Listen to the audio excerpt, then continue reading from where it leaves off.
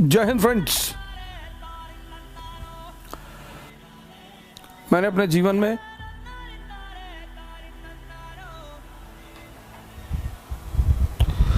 एक लंबा संघर्ष किया है। खाने के लिए भी सोचना पड़ता था सर। दिल्ली में जो डीटीसी के स्टॉप है, यहां पे सोया हूं। गुरुद्वारे में खाना खाया हूं। एक होटल के बियर बार में काम किया हूं।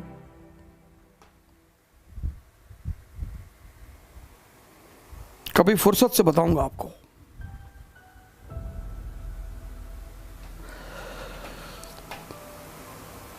लेकिन बाबर की एक लाइन कभी कभी होता है ना कि कुछ चीजें आपके सबकॉन्शियस में बैठ जाती हैं। मैं आपसे कहता हूं बायोग्राफी पढ़िए, ऑटोबायोग्राफी पढ़िए, पता नहीं कौन सी लाइन आपके जीवन की दिशा निर्देशक बन जाए। और जब वो कहता है कि क्या हुआ जो मैदान हार गए, अभी सब कुछ नहीं हारे। वो अदम्य साहस और इच्छा शक्ति जो सर झुकाने और सजदा करने को तैयार नहीं। सर ये लाइन तो दिल में बैठ गई है सर। कयामत तक लड़ेंगे, कयामत तक लड़ेंगे सर। दिल्ली के लिए लड़ेंगे, काबुल के लिए लड़ेंगे। लड़ना ही जिंदगी है सर, और कुछ है ही नहीं। और दूसरा आदमी जिससे मेरा बड़ा लगाव है, अक्सर जब मुझसे लोग डायरी वायरी देते हैं, वो स्लैम बुक वगैरह की, इसमें कुछ लिख दो, तो मैं बस 2 वर्ड लिखता हूं, लिव डेंजरसली। नीचे का स्टेटमेंट है सर, स्टेटमेंट कोट है उसका, कहता शांति से मत, लिव डेंजरसली। मेरी डायरी का पहला पेज, हर साल जब डायरी खरीदता हूं तो उस पर यही लिखता हूं, लिव डेंजरसली। जिंदगी के कॉन्सेप्ट क्लियर है। नौकरी एक ही करनी थी, वो मिली नहीं। उसके बाद नौकरी करनी ही नहीं थी सर। मैं किसी की नौकरी कर ही नहीं सकता सर, किसी की।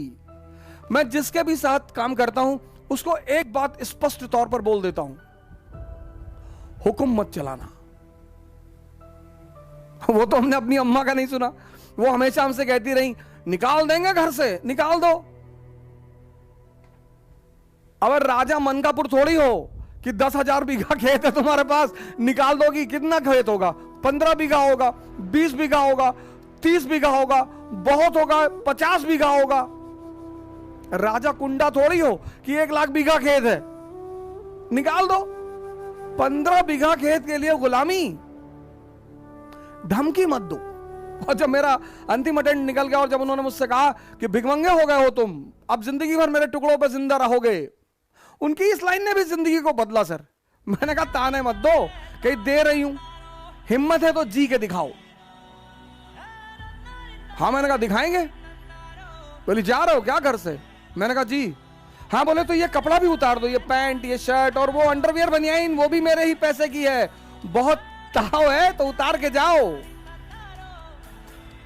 सर मां बाप की मोहब्बत महान तो होती है सर, कभी कभी उनकी नफरत बड़ी फायदेमंद होती है सर। अगर वो मुझे नहीं भगाती ना, मुझे सहारा दे देती, भगवान के आशीर्वाद से हमारे साथ हैं। और मैं उनसे कहता हूं कि अगर आप मुझे सहारा दे देती तो मैं MBA कर लेता, मैं आपके साथ वकालत कर लेता, आप मुझे लखनऊ हाई कोर्ट में स्टैब्लिश करा देती, शायद मैं भी एक आम इंसान की तरह ही रह जाता। लेकिन उनका वो भगाना, वो वरदान बन गया सर। बहुत बहुत बड़े सहयोगी रहे मेरे संघर्ष के। मोहम्मद हुसैन भाई हैं, पता नहीं, हो सकता कहीं मुझे बैठकर सुन रहे हो। किसी जमाने में विमर्श नाम की इलाहाबाद में कोचिंग चलाते थे सर। वो मुझे पढ़ाने के बदले में सिर्फ खाना खिलाते थे, पैसे भी देते थे, कभी कभी मूड करता था तो पैसे भी देते थे। और बड़ी मदद करते थे। और मैं उनके साथ मनमोहन चौराहे पे मस्जिद है, मैं वहीं पे उनके साथ कभी कभी रहता था। अटाला ले जाते थे कबाब और रोटी खिलाने के लिए सर।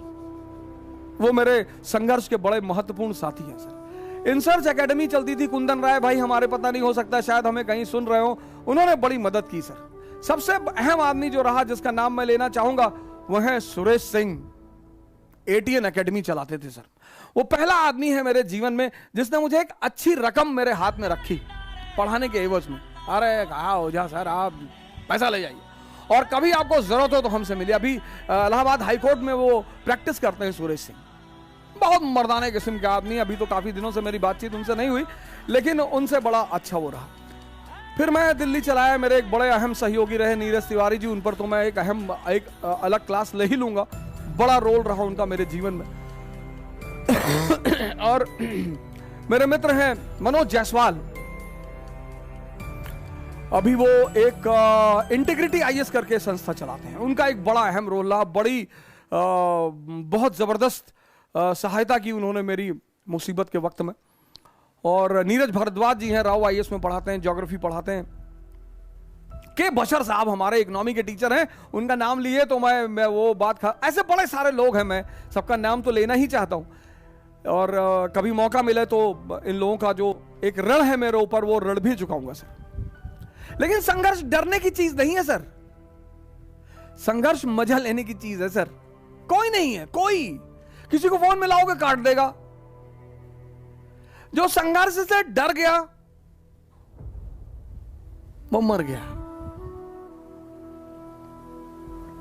सर मैं आगरा पढ़ाने गया, हमारे अमित भाई वहां कोचिंग चलाते हैं,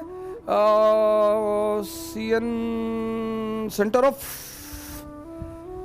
ऑफ एम्बिशन, ऐसे कुछ नाम है उनकी कोचिंग का, सेंटर ऑफ एम्बिशन आगरा में है। बड़ी फेमस कोचिंग है, अमित भाई चलाते हैं। अमित सिंह हमारे बहुत जबरदस्त आदमी, बड़ा फैंटास्टिक टाइप के आदमी है। आज भी हमको बुलाते हैं। वो आप आगरा एंटर करेंगे तो एक चौराहा पड़ता है, वही चौराहे पे उनकी कोचिंग है, सेंटर ऑफ एक्सेलेंस या सेंटर ऑफ एम्बिशन, ऐसे कुछ नाम है उनकी कोचिंग का। तो मैं उनके यहाँ पढ़ाने गया, क्लास लेने गया, तो सर मेरे जो कपड़े थे पढ़ाने वाले वो गीले थे, पैसा था नहीं जेब में, और कॉल आ गई कि भाई आपको वहां आके पढ़ाना है। मैंने कहा यार वहां पढ़ा देंगे तो 10-20-25 हजार रुपए मिल जाएंगे। तो सर नीरज तिवारी ने क्या किया, वो जो मेरे कपड़े गीले थे, वो बंदा, हम यहां से आए सराय काले खां, और सराय काले खां से हमने बस पकड़ी और हमें आगरा जाना था। तो वो रास्ते भर वो मेरी शर्ट को बाहर ऐसे लटकाए रहा कि हवा चलेगी तो सूख जाएगी।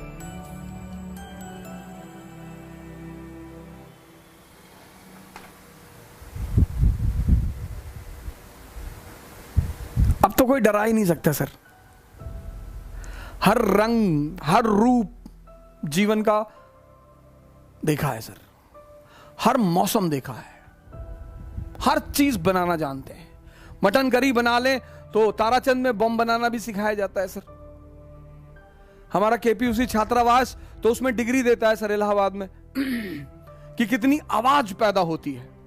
इलाहाबाद एक बहुत ही महान सेंटर है सर, बहुत महान। विद्या का क्षेत्र है, हिंसा का क्षेत्र है, क्रांतिकारियों का क्षेत्र है, और उसको फिर से एक बार भारत के पटल पर उभरना पड़ेगा।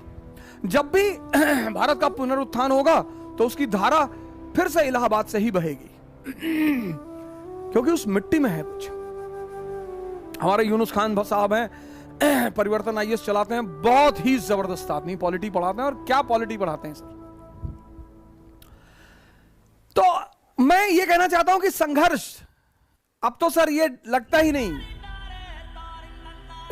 सर। यही मैं आपसे कहता हूं, कभी फुर्सत मिली तो अपने ऊपर ही पूरी कहानी सुना दूंगा।